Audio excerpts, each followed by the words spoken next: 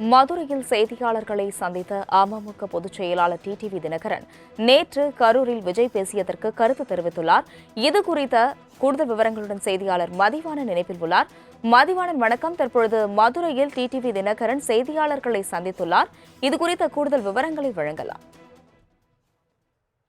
வணக்கம் அஸ்வினி. அமமுகவினுடைய பொதுச் செயலாளராக இருந்து கொண்டிருக்கிற டிடிவி தினகரன் மதுரையில் உள்ள தனியார் விடுதியில் இன்று செய்தியாளர்களை சந்தித்தார். செய்தியாளர்களை சந்தித்த பொழுது பல்வேறு கேள்விகளுக்கு பதிலளித்து வந்த அவர் அதிமுக கூட்டணியானது செல்லுபடியாகுமா, அப்படி ஒரு நிலை என்பது இருக்குமா என்ற கேள்விக்கு காலம் எதையும் ஏற்றுக்கொள்ளக்கூடிய ஒரு பற்றுவம் உடையது. இன்றைய பொழுது விஜய் முதலமைச்சர் ஆவார் என்பதை யாரும் எண்ணி பார்த்திருக்க முடியாது. ஆனால் அவர் இன்று முதலமைச்சராக இருக்கிறார். அதே போல கால மாற்றத்தின் காரணமாக திமுக அதிமுக கூட்டணி அமைவதற்கான ஒரு வாய்ப்பு இருக்கிறது என்று அவர் தெரிவித்திருக்கிறார். தற்சமயம் அமமுக கட்சியை வழிநடத்தி வரக்கூடிய டிடிவி தினகரன் சொல்லி இருக்கிற இந்த கருத்தானது அவரது சொந்த கருத்தாகவே பார்க்க முடியும்.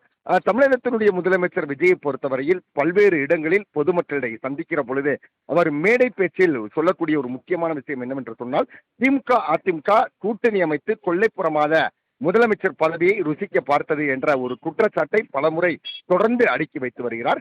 அந்த குற்றச்சாட்டை எல்லாம் திமுக அதிமுக பிரதான கட்சிகள் எல்லாம் மறுத்து வரக்கூடிய சூழ்நிலையில் தான் இன்றைய பொழுது டிடிவி தினகரன் வருங்காலத்தில் அதிமுக திமுக கூட்டணி அமைக்குமா என்ற கேள்விக்கு சாத்தியக்கூறு இருக்கிறது என்று சொல்லியிருக்கிறார். இருப்பினும் கூட அரசியல் வட்டாரத்தில் அவர் ஒரு தனி கட்சி வழிநடத்தி வரக்கூடிய காரணத்தினால், அதிமுகவில் அவர் இல்லாத காரணத்தினால் இது அவருடைய சொந்த கருத்தால்தான் பார்க்க முடியுமே தவிர ஒரு உன்னதமான கருத்தாக பார்க்க முடியாது.